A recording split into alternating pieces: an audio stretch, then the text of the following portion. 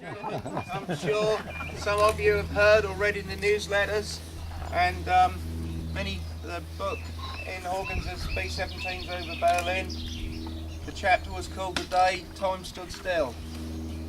Well, on the 19th of November 1943, the mission to Gelsenkirchen, the Ronstadt crew tragically crashed just after takeoff from Horham. The runway is less than half a mile behind me. It was a terrible day. All 10 young men lost their lives. The plane crashed in these trees here, which was an orchard. The bombs were exploding. She was full of fuel. She was heavily laden, obviously for the mission.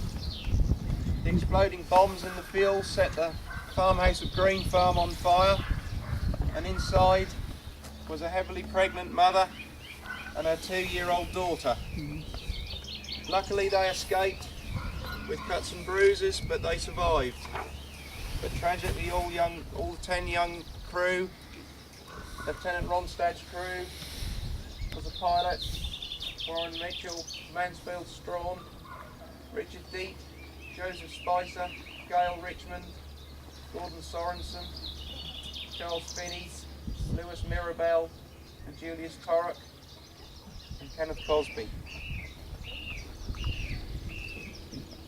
They will never ever be forgotten. In 2010, Redlingfield Parish Council, the Heritage Association, and the 95th Foundation in America all donated money to have this wonderful memorial erected. Built by our 2 brick layers here, Roy and Barry. Thank you very much indeed.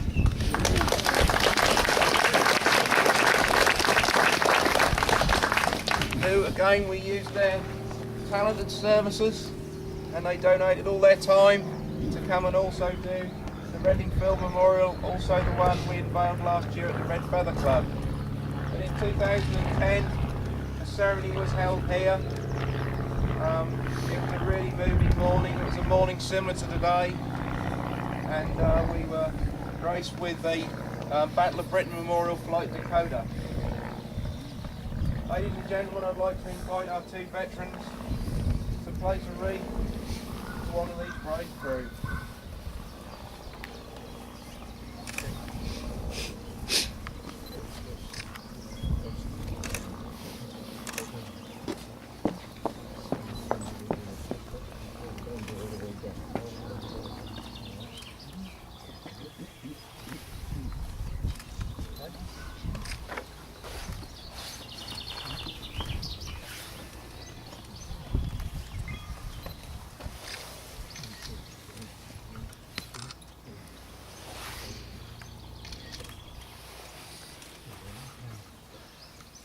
Just hold on there, gentlemen, please. I've got another little job for you in a moment. For many years, we'd looked for a crew photograph of the Ronstadt crew. We searched high and low. I'd spoken to Rod Hupp in America, who you know is the lead researcher archivist, and to no avail. But the village of Redlingfield have their website, and the dedication of this memorial featured on that website. And within, I think, less than 6 weeks of it going on, the planning and the unveiling, Mike and Janet had an email from Warren Strawn's niece, Marcia Moyer, who subsequently came to the Washington reunion in 2010, and Marcia had access to all her uncle's crew photographs, letters, poems, and we feel that we've really got to know these young men. 8 of those crew were on that photograph, but there were 2 missing ones.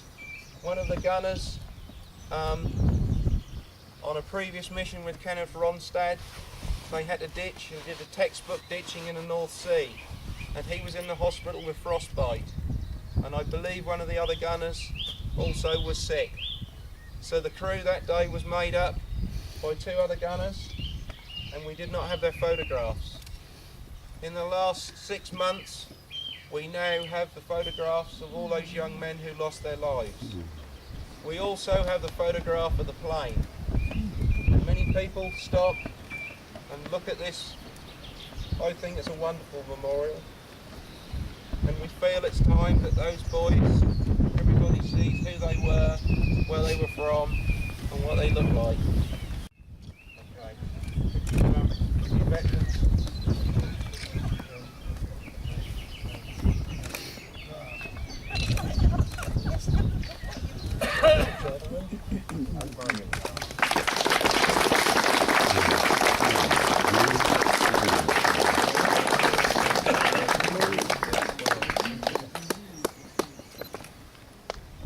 There's often a question of why a plane goes down. Sometimes it's the length of the runway. Sometimes it's the trees at the end. Sometimes it's the fact that you need municipal approval before you can cut a tree down. Sometimes on takeoff the runway is too short. Sometimes it's because you lose an engine on the way. Sometimes it's because the wind shifts and you don't get the lift that you ordinarily need. None of these reasons have answers. Today, if a plane goes down, you have a black box and you have the ability to determine what transpired and how that plane was lost. None of that was in existence in the years from 1943 to 1945. So the answers to the question are a mystery and will remain a mystery. But the memory of those who were lost here are enshrined forever in this monument, and our being here is testament to their bravery.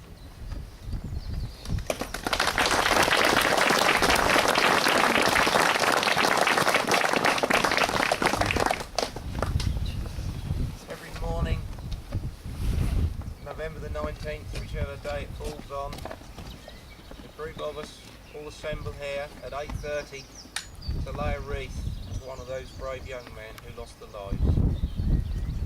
It is a moving affair, I must admit, and the families who have been in contact, many of them didn't know what happened to their loved ones, but we've been able to help them as much as we can and send them photographs and stories about that tragic day.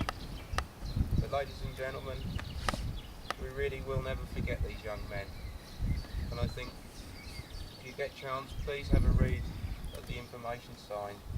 I think it's way overdue that these boys are remembered. So have a few minutes to have a look, please, and take some photographs.